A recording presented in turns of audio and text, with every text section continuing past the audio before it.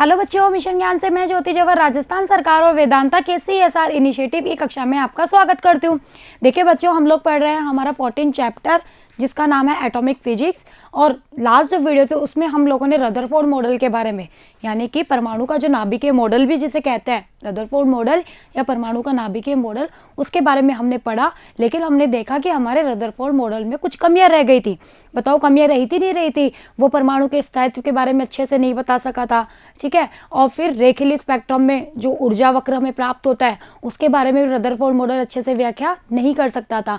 तो Rutherford model में जो कमियां रह गई थी उसके बारे में फिर नील्स बोर नामक एक साइंटिस्ट है, फिर इन्होंने अपनी कुछ परिकल्पनाएं दी, ठीक है। तो आज हम हमारे परमाणु के बोर मॉडल के बारे में पढ़ने वाले हैं। नील्स बोर मतलब बोर साइंटिस्ट थे, नील्स बोर इनका पूरा नाम था, उनके बारे में हम पढ़ने वाले हैं। इन्होंने अपनी तीन चीज़ें बताई जिसके थ्रू फिर हम लोग कुछ चीज़ों को अच्छे से समझा पाए। तो हेडिंग लगाइए परमाणु का बोर मॉडल। अब देखो हाइड्रोजन परमाणु, लेकिन इन्होंने जो बताया ना वो सिर्फ हाइड्रोजन परमाणु के लिए लागू हुआ, ठीक है। तो हाइड्रोजन परमाणु एवं हाइड्रोजन सह-आदर्श, केवल हाइड्रोजन परमाणु या हाइड्रोजन के जो सह-आदर्श आयन होते हैं उनके ऊपर ही यह लागू होता है, उनके लिए बोर मॉडल। अब देखो इनकी 3 परिकल्पनाएं थी, तो जिसमें बोर की प्रथम परिकल्पना क्या है वो सुनिए।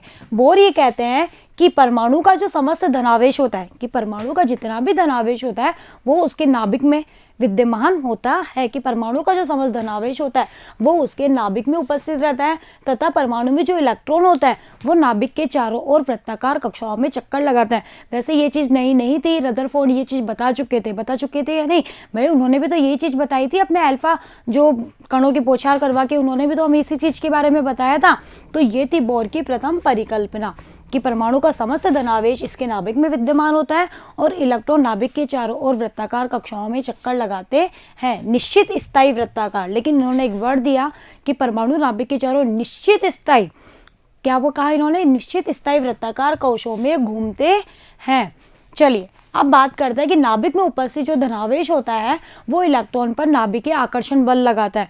कि मतलब ये कि जैसे ये कोई परमाणु है, ये इसका नाभिक है, तो नाभिक के अंदर जो भी धनावेश है ना वो इस इलेक्ट्रॉन के ऊपर एक बल लगाता है जिसे हम कहते हैं नाभिकीय आकर्षण बल। ओके, जो इलेक्ट्रॉन को अभिकेंद्रीय बल प्रदान करता है, जिसकी वजह से नाभिक इसके ऊपर एक आकर्षण बल लगा रहा है जिसको हमने कहा नाभिकीय आकर्षण, जिसकी वजह से हमारा जो इलेक्ट्रॉन है उसको एक अभिकेंद्रीय बल प्रदान होगा या नहीं होगा। और यह जो अभिकेंद्रीय है ये अभिकेंद्रीय बल है जिसके कारण इलेक्ट्रॉन लगातार वृत्ताकार कक्षाओं में चक्कर लगाता है। और इसी अभिकेंद्रीय बल की वजह से जो हमारा इलेक्ट्रॉन होता है ना वो लगातार वृत्ताकार कक्षाओं में चक्कर लगाता रहता है। ओके, यदि इलेक्ट्रॉन का द्रव्यमान, मान लो कि इलेक्ट्रॉन का द्रव्यमान है m और वेग r से वृत्ताकार कोश की त्रिज्या स्मॉल r है, मतलब ये कि ये हमारा कोई परमाणु है, ये नाभिक है और इलेक्ट्रॉन जिस भी कोश में चक्कर लगा रहा है उसकी त्रिज्या को हमने मान लिया स्मॉल r, वेग मान लिया उसका v और इलेक्ट्रॉन का द्रव्यमान मैंने ले लिया m। तो वृत्ताकार कक्षा में, तो ये वृत्ताकार कक्षाओं में तभी घूम पाएगा कब? जब इसका अभिकेंद्रीय जो बल है वो हमारे कूलॉम्बीय आकर्षण बल के समान हो, तभी तो पॉसिबल होगा कि नाभिक इसके ऊपर जो बल लगा रहा है जिसी बल की वजह से तो इसको अभिकेंद्रीय बल प्रदान हो रहा है और इसी अभिकेंद्रीय बल की वजह से यह हमारी वृत्ताकार कक्षाओं में क्या कर रहा है? चक्कर लगा रहा है। अब आपको अभिकेंद्रीय बल के बारे में बहुत अच्छे से पढ़ा है, हमने 11th क्लास में पढ़ चुके हैं। कितना होता है? mv²/r। अगर v वेलोसिटी हो, r त्रिज्या हो, m द्रव्यमान हो तो कितना होता है? mv²/r। आप लोग इसको भी कैपिटल M कर लेना, कैपिटल M मान रहे तो। और कूलॉम्बीय आकर्षण बल, इसके बारे में हम लोग हमारे इलेक्ट्रिक फील्ड में अच्छे से पढ़ चुके हैं, पढ़ा है ना हमने। कितना होता है? K(Q1Q2)/r²। यही तो होता है कूलॉम्बीय आकर्षण बल।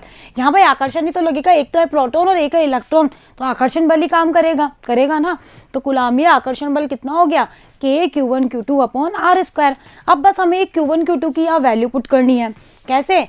Q1 तो हो गया E और Q2 हो गया ZE, ये नाभिक का आवेश हो गया, ये इलेक्ट्रॉन का आवेश है, तो E और ZE हो गया। और R की जगह हमने Rn पुट कर दिया, ठीक है। कोई भी nवा कोश कोई भी हो सकता है। तो कूलॉम्बीय आकर्षण बल या नाभिकीय बल कितना आ गया? kZe²/Rn²। यहाँ पे वैल्यू पुट कर दी सारी, तो ये फॉर्मूला इसमें कन्वर्ट हो गया। तो वृत्ताकार कक्षाओं में घूमने के लिए बोर की प्रथम परिकल्पना क्या है? कि अभिकेंद्रीय बल कुलामीय या नाभिकीय आकर्षण बल के बराबर होना चाहिए। तो K Z E square upon R N किसके बराबर होना चाहिए? M V N square upon R N.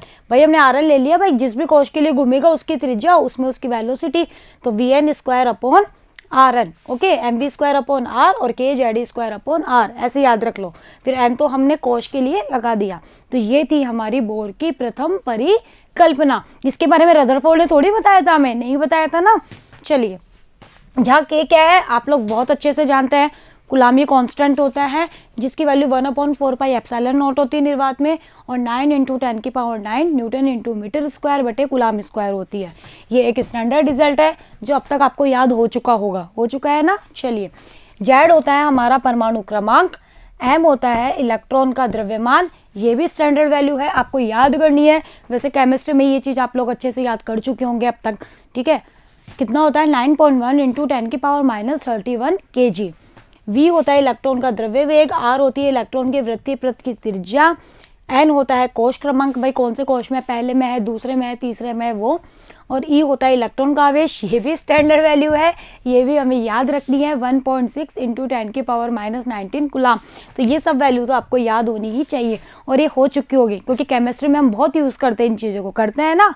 चलिए, तो देखो फिजिक्स पढ़ने में आपको मजा आया, केमिस्ट्री भी आप पढ़ लेते हो, मैथ्स भी पढ़ लेते हो, ज़्यादातर मैथ्स केमिस्ट्री फिजिक्स में हम पढ़ते ही है ना, तो मतलब एक तरह से हमारी जो फिजिक्स है उसमें हम बहुत कुछ पढ़ते हैं। चलिए, अब बात करते हैं स्थायी कक्षा के बारे में, कि इन्होंने स्थायी कक्षा जो बताई ना वो क्या होती है।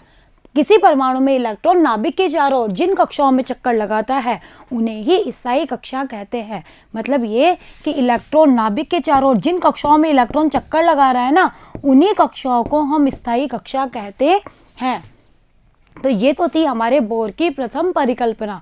ओके, अब बात करते हैं बोर की द्वितीय परिकल्पना, मतलब इसकी सेकंड पोस्टुलेट के बारे में, कि इन्होंने और क्या बताया। इन्होंने एक चीज़ और बताई, वो क्या, कि जो इलेक्ट्रॉन होता है ना वो सारी कक्षाओं में चक्कर नहीं लगाता है। कि आप ऐसे सोचो कि इलेक्ट्रॉन नाभिक के चारों ओर सारी कक्षाओं में चक्कर लगाता है, नहीं। इन्होंने कहा कि इलेक्ट्रॉन केवल उन्हीं कक्षाओं में चक्कर लगा सकता है जहाँ इसका कोणीय से संवेग है। कोणीय संवेग के बारे में आप लोगों ने पढ़ा है 11th में, कैपिटल एल से इसको डिनोट करता है। तो इलेक्ट्रॉन केवल उन्हीं कक्षाओं में चक्कर लगा सकता है जिसमें इसका कोणीय संवेग h/2π का पूर्ण गुणज हो। यानी कि कोणीय जो संवेग है ना वो h/2π के पूर्ण गुणज के बराबर होगा, उन्हीं कक्षाओं में यह चक्कर लगा सकता है। अब कोणीय संवेग जो L होता है वो कितना होता है? mvr, हम जानते हैं। वो किसके गुणज होना चाहिए? h/2π का पूर्ण गुणज होना चाहिए। तो यहाँ से एक फॉर्मूला और निकला कि हमारा जो L है वो NH/2π पूर्ण गुणज हो गया ना, इसलिए इसको N से मल्टीप्लाई कर दिया, NH/2π हो गया। तो mvr = NH/2π। अब इसको आप Vn और Rn, ये V छोटा आएगा, ये वेलोसिटी है ना, इसलिए तो आप लोग स्मॉल v लिख लेना, ठीक है। तो mvn Rn = NH/2π। ये यहाँ से हमें एक सेकंड फॉर्मूला मिला जो इनकी सेकंड पोस्टुलेट थी, जहाँ L क्या है? Angular momentum, MOMEN। मोमेंटम की स्पेलिंग गलत है, आप लोग सही कर लेना। एंगुलर मोमेंटम मतलब कोणीय संवेग, और n बराबर 1 2 3 4 कहाँ से स्टार्ट हो रहा है? n मेरा 1 2 3 4 से स्टार्ट हो रहा है। तो ये थी इनकी सेकंड पोस्टुलेट कि केवल उन्हीं वृत्ताकार कक्षाओं में इलेक्ट्रॉन चक्कर लगाएगा जहाँ इसका कोणीय संवेग h/2π का पूर्ण गुणज होगा। ओके, चलिए, तो यहाँ से एक नोट डाल के एक पॉइंट है, वो क्या, इन्होंने कहा कि mvr जो होता है वो NH/2π होता है। तो इसमें जो ये n है ना, उनको हम बोलते हैं मुख्य क्वांटम संख्या। क्या कहते हैं इसको? मुख्य क्वांटम संख्या। आप लोगों ने पढ़ी है ना, बहुत सारी क्वांटम संख्याएं हम पढ़ते हैं। तो एक होती है n, जिसे मुख्य क्वांटम संख्या कहते हैं, फिर n l, ये सब पढ़े हैं ना आप लोगों ने। तो जहाँ n होता है 1 2 3 4, तथा इस प्रतिबंध को क्वांटम प्रतिबंध कहते हैं। ये जो प्रतिबंध है इसको हम क्या कहते हैं? क्वांटम प्रतिबंध कहते हैं। यह प्रतिबंध इलेक्ट्रॉन की गति को निश्चित संभव कक्षाओं में सीमित करता है। भाई इसी से तो हमको पता चला ना कि हमारा जो इलेक्ट्रॉन है वो केवल निश्चित स्थायी वृत्ताकार कक्षाओं में ही चक्कर लगा सकता है, सब में थोड़ी लगाएगा। इस कंडीशन को फॉलो करने वाली कक्षाओं में ही यह चक्कर लगाएगा। ओके, तो बोर ने हमें सेकंड पोस्टुलेट के रूप में ये चीज़ बताई। चलिए, अब बात करते हैं हमारी बोर की थर्ड पोस्टुलेट्स। जो हमारी रदरफोर्ड मॉडल में जो एक कमी रह गई थी ना, वो क्या, कि उन्होंने तो कहा था कि इलेक्ट्रॉन जो होता है वो सतत रूप से अपनी ऊर्जा को उत्सर्जन करता है नाभिक के चारों ओर चक्कर लगाता लगाता। तो यहाँ से तो हमें ये पता करना होना चाहिए था कि इलेक्ट्रॉन अगर सतत रूप से अपनी ऊर्जा को उत्सर्जन कर रहा है तो इसकी ऊर्जा में धीरे धीरे कमी आएगी और एक कंडीशन ऐसी आएगी कि ये नाभिक में ही गिर जाना चाहिए। लेकिन हमारा परमाणु स्थायी होता है तो ऐसा तो पॉसिबल नहीं है ना। तो थर्ड पोस्टुलेट बोर की क्या थी वो सुनिए। जब इलेक्ट्रॉन निश्चित स्थायी वृत्ताकार कक्षाओं में चक्कर लगाता है तो ना तो वो ऊर्जा का अवशोषण करता है और ना ही वो ऊर्जा का उत्सर्जन करता है। ना तो वो ऊर्जा को अवशोषित करेगा, इन्होंने कहा कि अगर वो स्थायी कक्षाओं में चक्कर लगा रहा है ना, उस कंडीशन में वो ना तो ऊर्जा को अवशोषित करेगा और ना ही ऊर्जा को उत्सर्जित करेगा, ठीक है। लेकिन जब इलेक्ट्रॉन निम्न कोश, आपको पता है कि बहुत सारे कोश होते हैं, निम्न से उच्च में, मतलब वैसे मान लो ये निम्न है, ये n बराबर 1 है, ये n बराबर 2 है, ये n बराबर 3 है, तो ये सबसे निम्न होता है, ठीक है। तो निम्न से जब उच्च में जाएगा तब तो वो ऊर्जा को अवशोषित करेगा और जब उच्च से निम्न में आएगा, उच्च से निम्न में आएगा तो ऊर्जा को क्या करेगा, उत्सर्जित करेगा। उच्च से अगर निम्न में आ रहा है तो ऊर्जा को उत्सर्जित करेगा, निम्न से अगर उच्च में जा रहा है तो ऊर्जा को अवशोषित करता है। यानी कि ये जब संक्रमण करता है ना तभी ये ऊर्जा को अवशोषित या उत्सर्जित करता है। लेकिन जब स्थायी वृत्ताकार कक्षाओं में चक्कर लगाता है तो वहां ना तो ये ऊर्जा अवशोषित करता है और ना ही ये ऊर्जा उत्सर्जित करता है। ओके बच्चों, तो ये थी हमारे बोर की थर्ड पोस्टुलेट यानी कि तृतीय परिकल्पना। तो ये चीज आपको समझ में आई। चलिए अब देखो, जब इलेक्ट्रॉन उच्च कोश से निम्न कोश में संक्रमण करता हुआ फोटोन ऊर्जा या ऊर्जा उत्सर्जित करता है तो इलेक्ट्रॉन के द्वारा जो उत्सर्जित जो भी फोटोन की जो आवृत्ति होती है, इन्होंने बताया यहाँ से कि जब इलेक्ट्रॉन उच्च से निम्न या निम्न से उच्च में जा रहा है तो संक्रमण कर रहा है, तो इन्होंने ये कहा कि फोटोन की जो आवृत्ति होती है ना वो प्रारंभिक और अंतिम अवस्थाओं की ऊर्जा के अंतर के समानुपाती होती है। मतलब ये कि En2 माइनस En1 जो है, En2 माइनस En1 वो समानुपाती होती है फोटोन की आवृत्ति। ये न्यू है, ठीक है, ये V नहीं है, ये न्यू है। न्यू को हमने कहा फोटोन की आवृत्ति। भाई फोटोन जो होता है उत्सर्जित हो रहा है तो उसकी आवृत्ति के समानुपाती होती है। जब इस समानुपाती को हम खोलते हैं तो यहाँ एक कांस्टेंट आता है h, जिसे हम प्लांक कांस्टेंट कहते हैं। तो ये आ जाएगा h new is equal to En2 minus En1। यहाँ से हम न्यू की वैल्यू भी निकाल सकते हैं, En2 minus En1 upon h, जहाँ En1 और En2 क्या है, आपके जो कोश हैं, ठीक है। ये तो हो गया आपका उच्च कोश, भाई N2 है तो उच्च कोश हो गया, ये निम्न कोश हो गया। तो उच्च कोश और निम्न कोश में जो भी ऊर्जा है उनका अंतर है, ठीक है। तो ये हो गया उनके अंतर के समानुपाती होता है। तो प्रारंभिक और अंतिम अवस्थाओं की ऊर्जा के अंतर के समानुपाती होता है। कि ये मान लो यहाँ से ये प्रारंभिक हो गया ना, इस कंडीशन में भाई उत्सर्जन हो रहा है ना, उत्सर्जन हो रहा है तो इसका मतलब क्या है, ये उच्च से निम्न में आ रहा है। भाई उत्सर्जन कब होगा, अभी अभी हमने कहा कि ये उच्च से निम्न में आए, तो ये इसके लिए प्रारंभिक है तो वो आपकी बार उच्च है जो, और ये इसके लिए क्या हो गया, अंतिम हो गया। तो प्रारंभिक और अंतिम जो अवस्था ऊर्जा होती है उनके अंतर के समानुपाती होता है। ओके बच्चों, तो ये भी चीज भी आप लोग ध्यान रखना, या कंफ्यूज मत होना। En2 मतलब उच्च कोश, ठीक है, उच्च कोश तो है लेकिन ये इसका हुआ तो प्रारंभिक अवस्था है ना भाई, यहाँ से यहाँ आया तो उच्च कोश तो उच्च ही है लेकिन प्रारंभिक अवस्था हो गई कि भाई ये यहाँ से यहाँ आ रहा है। तो जो भी उत्सर्जन हो रहा है ऊर्जा का क्या कर रहा है, ये उत्सर्जन कर रहा है। तो ऊर्जा का जो अंतर होगा वो फोटोन की आवृत्ति के हमारे समानुपाती होता है। और ये समानुपाती जब आप खोलते हो तो प्लांक कांस्टेंट h आता है। वैसे आप इस चीज़ को इधर और इस चीज़ को इधर लिखोगे तो ज़्यादा बेटर रहेगा इस तरह से। ओके, तो ये थी हमारे बोर की तृतीय परिकल्पना। ओके, अब देखो जहाँ h है प्लांक कांस्टेंट, ये भी एक स्टैंडर्ड वैल्यू होती है जो हमें याद करनी है।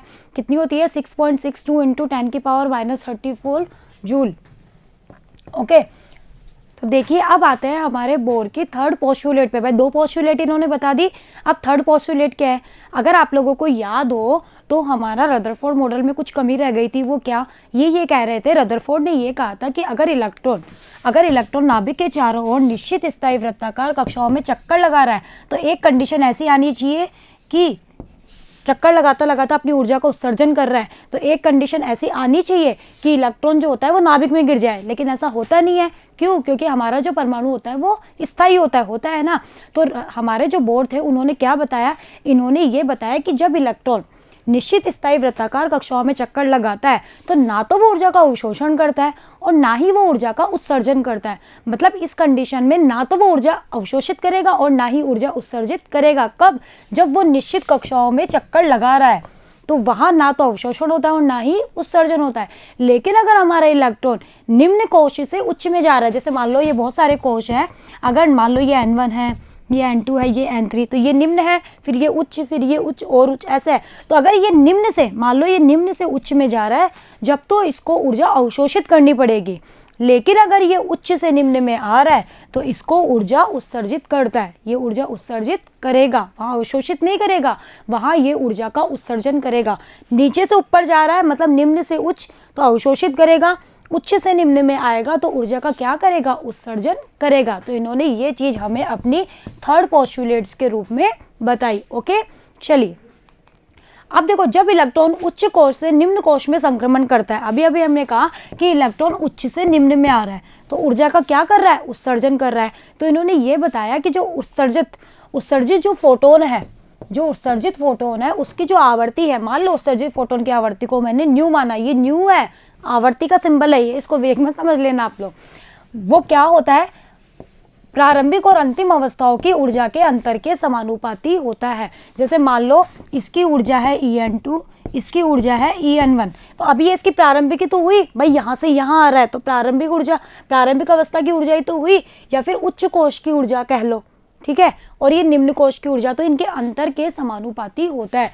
यानी कि इस चीज़ को आप ऐसे लिखोगे ना तो ज़्यादा अच्छा है, En2 minus En1 proportional to new. जब इस समानुपाती को हटाते हैं तो यहाँ एक कांस्टेंट आता है जिसे हम प्लांक कांस्टेंट कहते हैं, H। तो ये आ गया H new is equal to En2 minus En1। इसको भी आप इधर लिख लेना, वो ज़्यादा अच्छा रहेगा।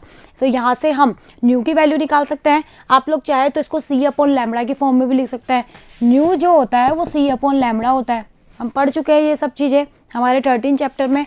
तो यहाँ से आप इसको C/λ तरंग दैर्ध्य की फॉर्म में भी निकाल सकते हैं। तो ये थी हमारे बोर्ड की थर्ड पोस्टुलेट। ओके, अब H जो होता है प्लांक कांस्टेंट, उसकी वैल्यू आपको पता है, ये जूल इंटू सेकेंड आएगा। ओके, सही कर लेना इसको। ये एक स्टैंडर्ड वैल्यू होती है जो हमें याद करनी है, 6.62 इंटू 10⁻34 जूल। कभी कभी हम 6.63 इंटू 10⁻34 जूल इंटू सेकेंड भी ले सकते हैं, ठीक है। जूल इंटू सेकेंड होता है इसका मात्रक, तो आप लोग मात्रक में भी गलती मत करिएगा। En1 क्या हो गया, N1V आंतरिक कक्षा की ऊर्जा, En2 कितना हो गया, N2V बाहरी कक्षा की ऊर्जा, न्यू उत्सर्जित जो भी फोटोन है उसकी आवृत्ति। तो ये थी हमारे बोर्ड की 3 पोस्टुलेट जो हमने पढ़ ली। ओके, अब देखो संक्रमण क्या होता है।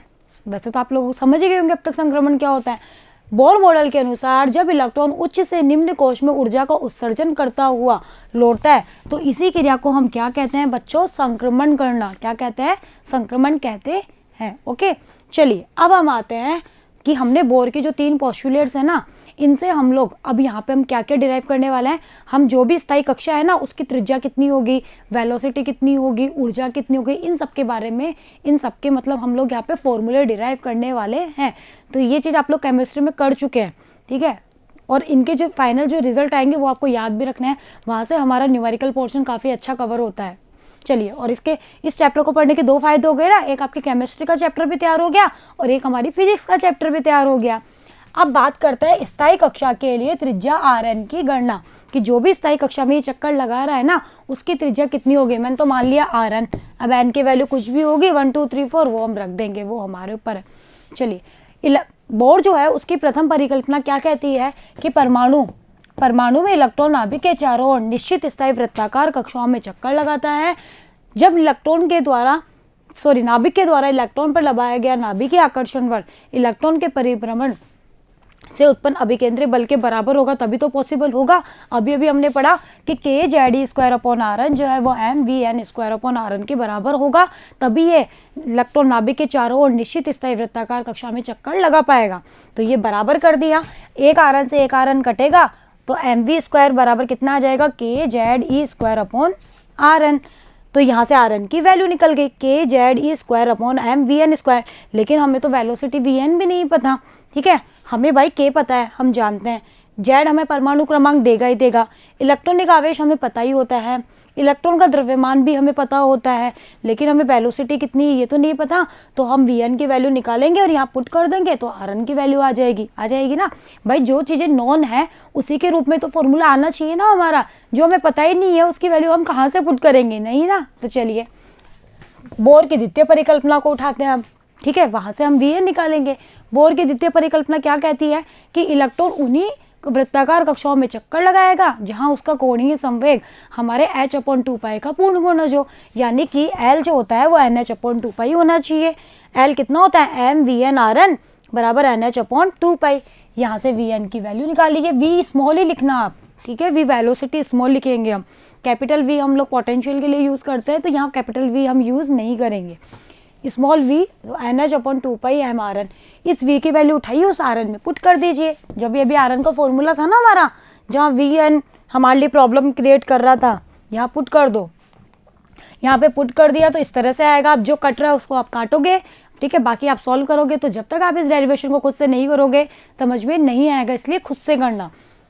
kZe²/m, जो भी कटेगा वो कट जाएगा, बाकी जो बचेगा वो इस तरह से बचेगा। ओके, करके देख लेना। चलिए अब देखो, यहाँ से Rn की जो फाइनल वैल्यू है वो इतनी आ गई। k की वैल्यू हम जानते हैं, ये कैपिटल क्या है, कितना होता है 1/4πε0, तो k की वैल्यू भी पुट कर दी। फिर जो कट रहा है वो कट कुटा के फाइनल जो रिजल्ट है वो इतना बचेगा। k की फॉर्म में तो इतना कैपिटल के है, और k की वैल्यू रखने के बाद इतना, ठीक है।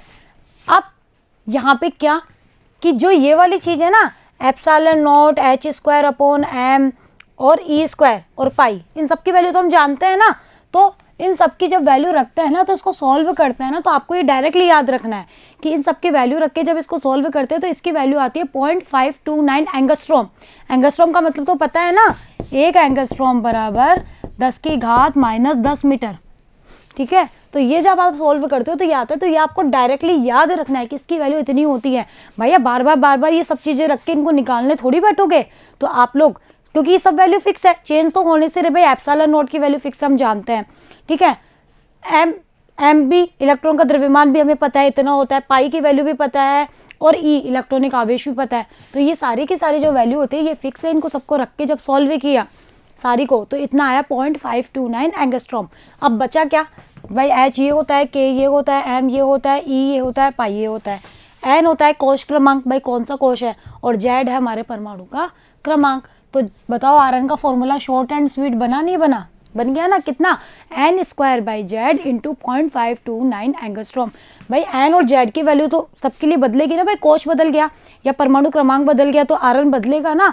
तो Rn कितना आ गया n²/z इंटू 0.529 एंगस्ट्रॉम। अब आपको z और n दे देगा, Rn पूछेगा, ठीक है, पहला कोश दूसरा कोश इस परमाणु के लिए, तो उसका परमाणु क्रमांक आपको देगा, नहीं दे तो भी आप लोग केमिस्ट्री में याद करते हो ना। चलिए, तो ये स्टैंडर्ड फॉर्मूला आपको याद रखना है, इसे कहते हैं बोर रेडियस। भाई बोर ने निकाला तो इसलिए हमने उनके नाम पर कह दिया कि ये बोर रेडियस का फॉर्मूला है। ओके, तो बताओ इस फॉर्मूले से हमें दो चीजें नजर आ रही है, वो क्या कि बोर की जो रेडियस है ना वो परमाणु क्रमांक के तो स्क्वायर के समानुपाती है, सॉरी परमाणु क्रमांक के तो व्यस्कर्मानुपाती है जेड के तो, और कोश के जो कोश है कोश क्रमांक उसके स्क्वायर के समानुपाती है, यानी कि Rn proportional to n square है और Rn प्रोपोर्शनल टू 1/z है। यानी कि जैसे जैसे परमाणु क्रमांक बढ़ेगा तो हमारी बोर रेडियस घटेगी, लेकिन क्रॉस क्रमांक बढ़ेगा तो हमारी बोर रेडियस बढ़ेगी। और ऐसा तो होता भी है भाई, ये सेंटर है, इसके चारों ओर वृत्ताकार कक्षा है, तो ये मान लो n बराबर 1 2 3, तो ये रेडियस छोटी, फिर ये इससे बड़ी, फिर ये इससे बड़ी, तो ये तो इसको फॉलो भी कर रही है। लेकिन जैसे ही जेड बढ़ेगा हमारा Rn क्या होगा, घटेगा। ओके, तो स्पष्ट है कि इलेक्ट्रॉन की कक्षा की जो त्रिज्या है वो तो क्रॉस क्रमांक के वर्ग के समानुपाती होती है और परमाणु क्रमांक के व्युत्क्रमानुपाती होती है।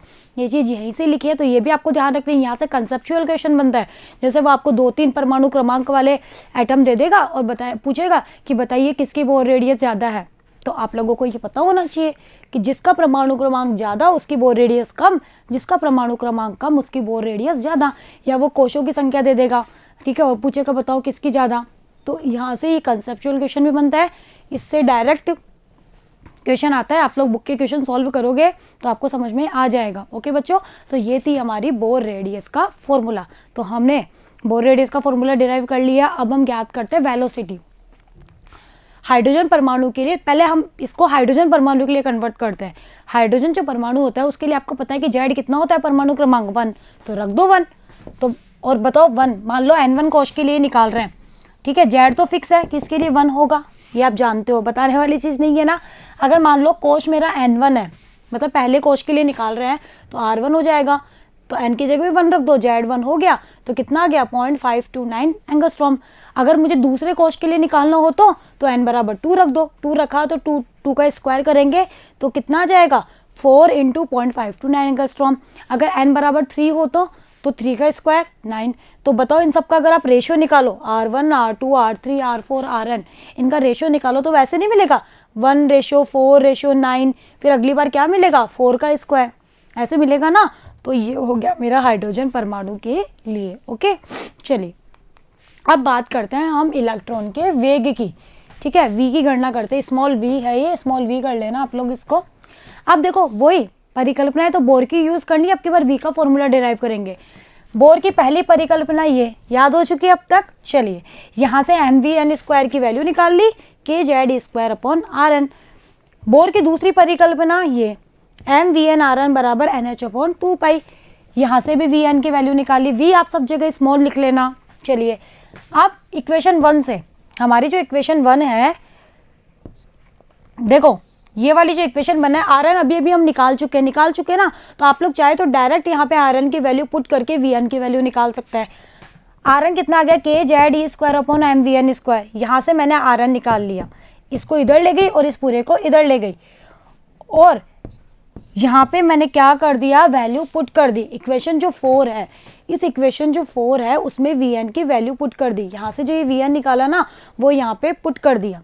ठीक है, मतलब यहाँ से जो Vn है उसको यहाँ पे पुट कर दे। इक्वेशन 4 से वैल्यू गई इक्वेशन 3 में, NH/2πm/Rn। देखो दो तरीके इसको सॉल्व करने की, एक तो ये और एक डायरेक्ट भी, कि आप लोग ये जो फॉर्मूला है इसमें मेरा Rn ही तो नहीं बता मुझे, लेकिन Rn हम अभी भी निकाल के आ रहे हैं, तो यहाँ पे आप डायरेक्ट Rn की वैल्यू पुट कर दो ना, पीछे से उठा के जो हमने निकाली थी ये रही, ये वैल्यू उठाइए और वहाँ पे पुट कर दीजिए, वो ज़्यादा आसान है इस वाले तरीके से।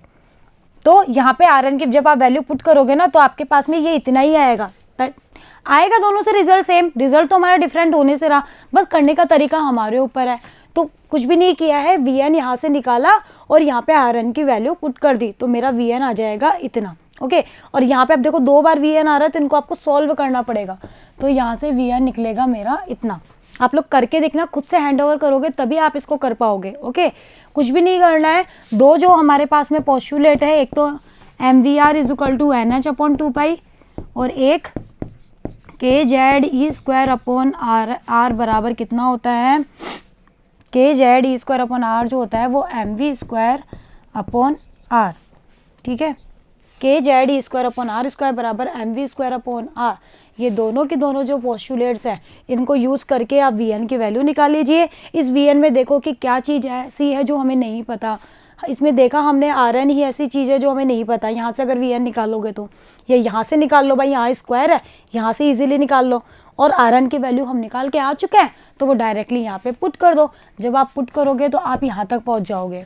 ठीक है, अब इस फॉर्मूले में भी हमें क्या क्या पता है, k की वैल्यू पता, पाई की पता, e की पता, h की पता। जब इन सब की वैल्यू को रख के सॉल्व करेंगे तो इसका आंसर आता है 2.19 इंटू 10⁶ मीटर पर सेकेंड। कितना आता है 2.19 इंटू 10⁶ मीटर पर सेकेंड, ये आपको ध्यान रखना है। और ये वैल्यू उठा के यहाँ रख देंगे तो Vn कितना आ जाएगा Z/n इंटू 2.19 इंटू 10⁶ मीटर पर सेकेंड, ये आ गया मेरी वेलोसिटी। ठीक है, तो ये फॉर्मूला भी आपको ध्यान रखना है। इसमें आपको Z दे देगा, N दे देगा, V पूछेगा या कुछ भी दे दे, कुछ भी पूछे, तो ये भी आपको फॉर्मूला याद रखना है। अब इस फॉर्मूले से क्या नजर आ रहा है कि Vn जो है वो Z के तो समानुपाती है, देखो वहाँ उल्टा था, तो आप लोगों को कंफ्यूज नहीं होना है, और N के व्यतक्रमानुपाती है, यानी कि जैसे जैसे आपका कोश क्रमांक बढ़ेगा तब तो आपकी वेलोसिटी घटेगी, लेकिन आपका परमाणु क्रमांक बढ़ेगा तो वेलोसिटी बढ़ेगी। तो इलेक्ट्रॉन का जो वेग है वो परमाणु क्रमांक के तो समानुपाती और कोश क्रमांक के व्यतक्रमानुपाती होता है। तो यहाँ से भी कंसेप्चुअल क्वेश्चन बन सकते हैं ना। तो अगर आपको ये फॉर्मूला याद है, Rn वाला फॉर्मूला याद है, तो आप बिल्कुल कंफ्यूज नहीं होंगे, और वो चाहे आपको कैसा भी क्वेश्चन दे आप लोग इजीली कर दोगे ना। चलिए, तो ये आ गया मेरी वेलोसिटी का फॉर्मूला, और यहाँ से जो क्वेश्चन बन रहे हैं ना बहुत ईजी है, आप लोग बुक के क्वेश्चन सॉल्व करना, डायरेक्ट फॉर्मूला बेस है। अब देखो इसी को हम हाइड्रोजन परमाणु के लिए निकालते हैं। हाइड्रोजन के लिए Z = 1, अगर मैं N1 के लिए निकालूँ तो V1 होगा, तो एन और जेड दोनों की वैल्यू 1 1 रख दो तो इतना आएगा। जब आप इसको सोल्व करोगे ना तो ये आएगा 2.19 इंटू 10⁻6 मीटर पर सेकेंड। और अगर इसको लाइट वेलोसिटी की फॉर्म में निकाले ना तो ये आएगा c/137, यानी कि जो लाइट वेलोसिटी है ना उसका 1/37 गुना होता है ये v1। तो c मेरी लाइट वेलोसिटी, प्रकाश का वेग है जो आप जानते हो कितना होता है, तो v1 कितना होता है c/137 मीटर पर सेकेंड। और डायरेक्ट एग्जाम में पूछा जाता है। ठीक है, बताइए हाइड्रोजन परमाणु के लिए जो v1 होता है वो लाइट वेलोसिटी का कितने गुना होता है? 1/137, 1/138, 4 ऑप्शन दे देगा, तो आपको ये पता होना चाहिए। ओके, चलिए अब नोट क्या है, हाइड्रोजन परमाणु की प्रथम बोर कक्षा। प्रथम बोर कक्षा क्या होगी? जब n बराबर क्या हो? 1 हो। तो इलेक्ट्रॉन की जो चाल है वो निर्वात में प्रकाश की चाल के अनुपात को सूक्ष्म संरचना नियतांक अल्फा कहते हैं। मतलब ये कि प्रथम बोर कक्षा के लिए और सिर्फ हाइड्रोजन के लिए प्रथम बोर जो कक्षा है यानी कि n बराबर जो 1 है उसमें इलेक्ट्रॉन की चाल, इलेक्ट्रॉन की तो कितनी चाल है तथा निर्वात में प्रकाश की कितनी चाल है, इनका जो अनुपात होता है ना उसे हम कहते हैं सूक्ष्म संरचना नियतांक, फाइन स्ट्रक्चर कांस्टेंट अल्फा, जिसके बारे में आप लोग अभी हम 12th में नहीं पढ़ेंगे। आप लोग बीएससी में जब एटॉमिक फिजिक्स पढ़ोगे ना वहाँ आप लोग इसके बारे में पढ़ोगे। अल्फा कहते हैं, तो अल्फा जो होता है वो क्या होता है? v/c, यानी कि v1/c। जहाँ v1 तो क्या हो गया? इलेक्ट्रॉन की चाल n बराबर 1 में, और c क्या है मेरे? Light velocity. जब आप v की वैल्यू रखोगे ना तो ये आएगा e²/2ε0 या 1/137। तो ये इतना होता है, या फिर 7.2, इसको सॉल्व कर दिया आगे तो ये इतना आ गया फाइन स्ट्रक्चर कांस्टेंट। तो ये आपको ध्यान में रखना है। ठीक है, डायरेक्टली एग्जाम में ये पूछा जाता है, बताइए फाइन स्ट्रक्चर कांस्टेंट क्या होता है। 1 नंबर में पूछ ले आपसे ये डेफिनेशन, तो आपको ये चीज़ यहाँ पे याद होनी चाहिए। चलिए अब हम बात करते हैं इलेक्ट्रॉन की कुल ऊर्जा की। भाई हमने बोर रेडियस निकाल ली, इलेक्ट्रॉन की वेलोसिटी भी निकाल ली, अब हम इसकी कुल ऊर्जा निकालते हैं। आपको अच्छे से पता है कि कुल ऊर्जा क्या होती है? पोटेंशियल एनर्जी और काइनेटिक एनर्जी के योग के बराबर। भाई स्थितिज ऊर्जा और गतिज ऊर्जा के योग के बराबर तो कुल ऊर्जा होती है। तो वृत्ताकार कक्षाओं में चक्कर लगाते हुए इलेक्ट्रॉन की जो कुल ऊर्जा होती है वो उसकी स्थितिज ऊर्जा जिसको मैंने कहा ईपी और गतिज ऊर्जा जिसको मैंने कहा ईके, इनके योग के बराबर होती है। अब आप ईके और ईपी की वैल्यू उठाइए और पुट कर दीजिए। आपको पता है कि गतिज ऊर्जा का फॉर्मूला होता है 12 mv², ईके होता है 12 mv²। हम यहाँ वीएन लेके चल रहे हैं भाई, कोई सा भी कोश क्रमांक हो। वीएन की वैल्यू अभी हमने निकाली नहीं निकाली। बोर की प्रथम अधिकल्पना से हम जानते हैं कि ये होता है kZe²/Rn² mvn²/Rn। अब देखो एक तरीका तो ये कि हम डायरेक्ट ही mvn² की वैल्यू निकाल लें, नहीं निकाल सकते यहाँ से mvn² की वैल्यू आप निकालिए और यहाँ पुट कर दीजिए। कितना गया? kZe²/Rn। जब यहाँ पुट करा तो इसके आगे एक हाफ ही तो लगाना है, तो ये 12 mv² डी हो जाएगा। और ये क्या होती है? ईके। तो ईके मेरा कितना आ गया? 12 kZe²/Rn। तो ये तो इजीली निकल गया। दोबारा समझिए, कुछ नहीं गया, बोर की प्रथम परिकल्पना से mvn² की वैल्यू उठाई और यहाँ पे पुट कर दी तो आ गया मेरा ईके, जो आपको याद भी रखना है। चलिए अब निकालते हैं इलेक्ट्रॉन की स्थितिज ऊर्जा। हम इलेक्ट्रॉन की स्थितिज ऊर्जा निकालते हैं।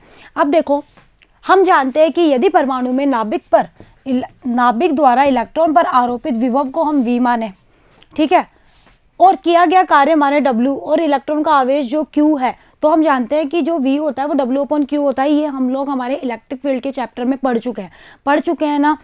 अब यहाँ से w = कितना आ गया? v × q। और यही जो किया गया कार्य होता है वो क्या होता है? स्थितिज ऊर्जा के रूप में संचित होता है।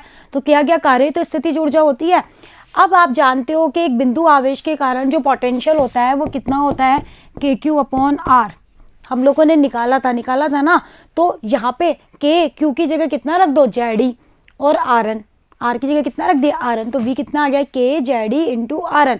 अब इस वैल्यू को उठाइए और यहाँ पे पुट कर दीजिए। और यहाँ q की जगह क्या रखोगे? ये इलेक्ट्रॉन है, तो इलेक्ट्रॉन के कारण हमें q की जगह -e रखना पड़ेगा या नहीं?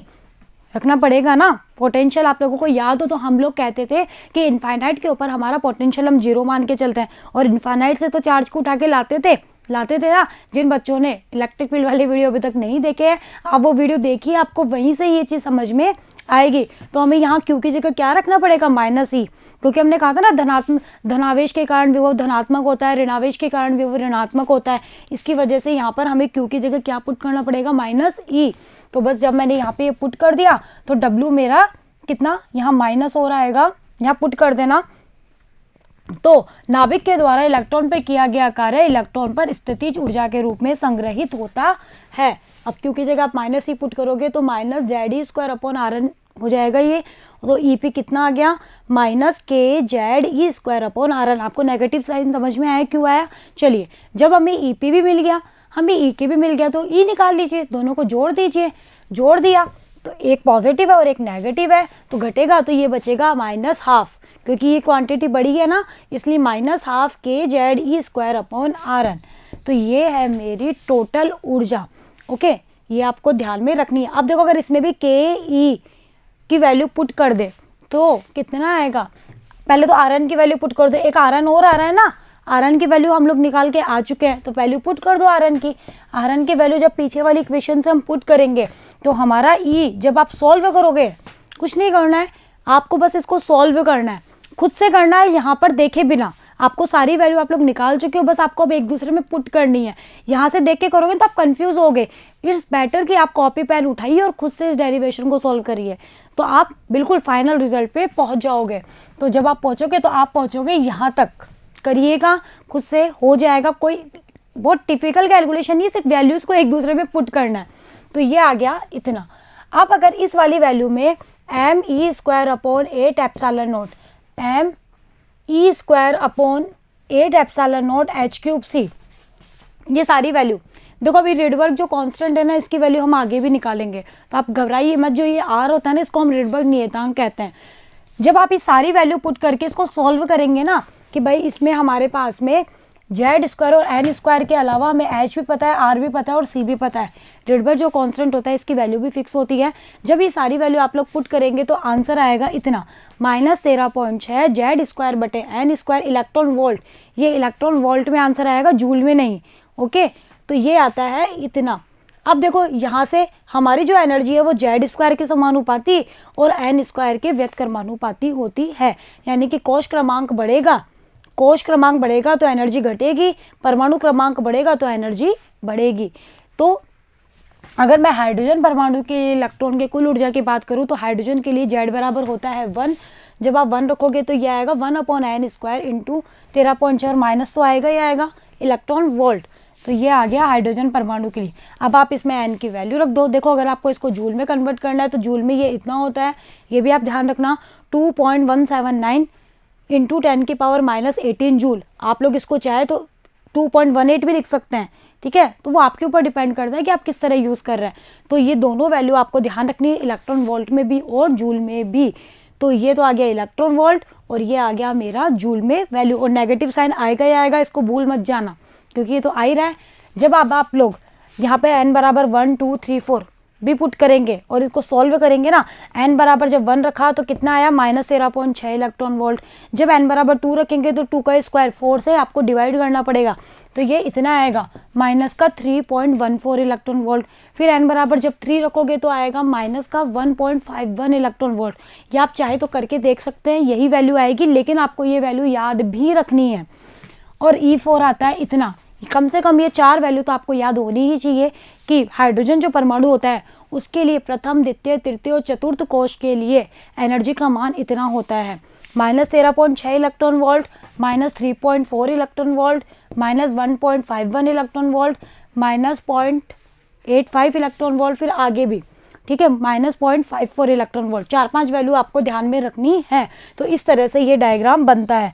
देखो, इसके और इसके बीच में एनर्जी गैप बहुत ज़्यादा ना, इसलिए मैंने इस गैप को ज़्यादा रखा, ये एवे ही नहीं बना है। फिर इसके बीच में एनर्जी गैप कम, जब आप इसमें से इसको घटाओगे तो कम आएगा थोड़ा इसके कंपेयर में, फिर ऐसे धीरे धीरे ऊपर जाएंगे ना, तो ये पास होते जाएंगे। ओके, तो ये है मेरे n बराबर 1 2 3 4 5। ओके, तो ये है हाइड्रोजन परमाणु के लिए ग्राफ बनाई है एनर्जी का। चलिए, तो आप लोगों को कौन कौन से फॉर्मूले ध्यान रखना है वो देखिए। एक ये वाला फॉर्मूला, एक V वाला फॉर्मूला जो हमने निकाला था वो 2 पॉइंट वाला, वो आपको ध्यान में रखना है। फाइन स्ट्रक्चर, ये भी आपको ध्यान में रखना है। और एक ये वाला फॉर्मूला, इसी तरह से सिमिलरली आयरन वाला फॉर्मूला। ये सारे फॉर्मूले आपको यहाँ पे ध्यान में होने चाहिए। तो हम लोगों ने बोर रेडियस निकाल ली, वेलोसिटी निकाल ली, टोटल एनर्जी निकाल ली।